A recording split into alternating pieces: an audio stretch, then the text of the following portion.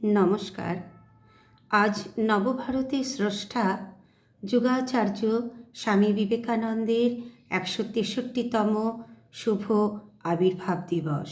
এই পুণ্যদিনে স্বামীজিকে আমার অন্তরের অন্তঃস্থল থেকে বিনম্র শ্রদ্ধাঞ্জলি ও তার পাদ পদ্মে শত সহস্র কোটি প্রণাম জানাই। ওম শ্রীজ্যোতিরাজায় বিবেকানন্দ সুরয়ে সচ্চিৎ সুখস্বরূপায় স্বামিনে তাপহারিণে। স্বামী বিশ্বাশ্রয়ানন্দ মহারাজের লেখা স্বামী বিবেকানন্দ বই থেকে শিক্ষার কিছু অংশ পড়ছি। স্বামীজি বলেছেন, স্ত্রী পুরুষ উভয়ের মধ্যেই শিক্ষার প্রসার সর্ববিধ উন্নতির ও সর্ববিধ সমস্যা সমাধানের প্রশস্ততম উপায়।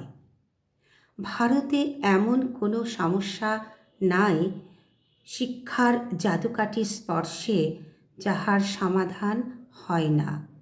দেশবাসীরা খাঁটি মানুষ হয়ে উঠুক, নিজেদের ভালো মন্দ নিজেরা বুঝতে শিখুক।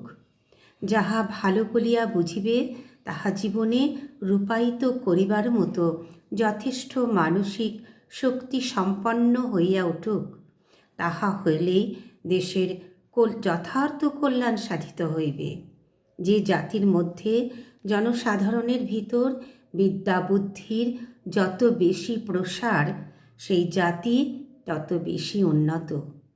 সর্বসাধারণের মধ্যে শিক্ষার অভাবেই গত কয়েক শতাব্দী যাবৎ ভারতের এই দুর্দশা।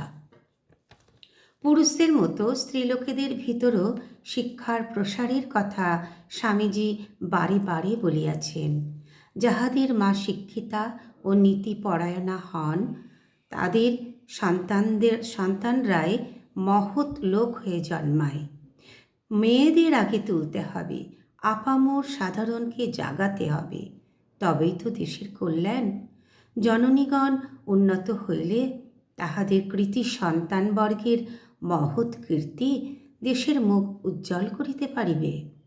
যথার্থ সুশিক্ষা পাইলে আমাদের মেয়েরা জগতের আদর্শ নারী হইয়া উঠিতে পারিবে। নমস্কার।